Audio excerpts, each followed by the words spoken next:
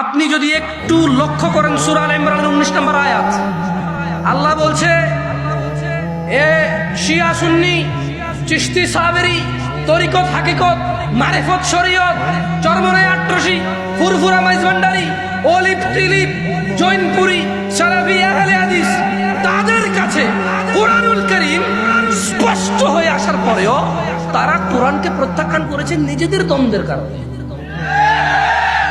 এটা আমি বলছি না, সূরা আল ইমরান বলছে। না সালাফি সহিহ আকিদা আহলে হাদিস জৈনপুরি অলিভ তিলিপ মাইজভান্ডার সসিনা, না এগুলো এভাবে আসেনি।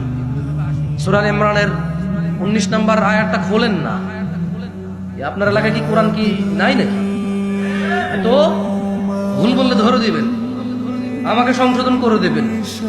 যদি ভালো না লাগে এখান থেকে নামবো, 2টা বাড়ি দিবেন জুতা দিয়ে, বলবেন যে আল্লাহ ইসলামের শত্রুকে বাড়ি দিছি নেকি দিও। আমি বলবো আল্লাহ দিন প্রচার করতে এসে বাড়ি খেয়ে গেছি, তুমি নেকি দিও। খালাস, বিচারের মাঠে ফয়সালা হবে কে নেকি দাও, শেষ, ঝামেলা শেষ। ঠিক আছে, ঝামেলা শেষ।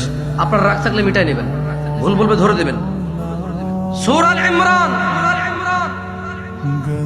আয়াত নম্বর 19, ইন্নাদ দীন ইনদাল্লাহিল ইসলাম, নিশ্চয় আল্লাহর কাছে মনোনীত দিন হচ্ছে ইসলাম।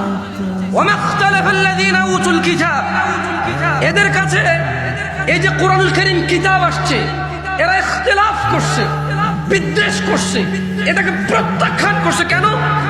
ইল্লা মিন বা'দি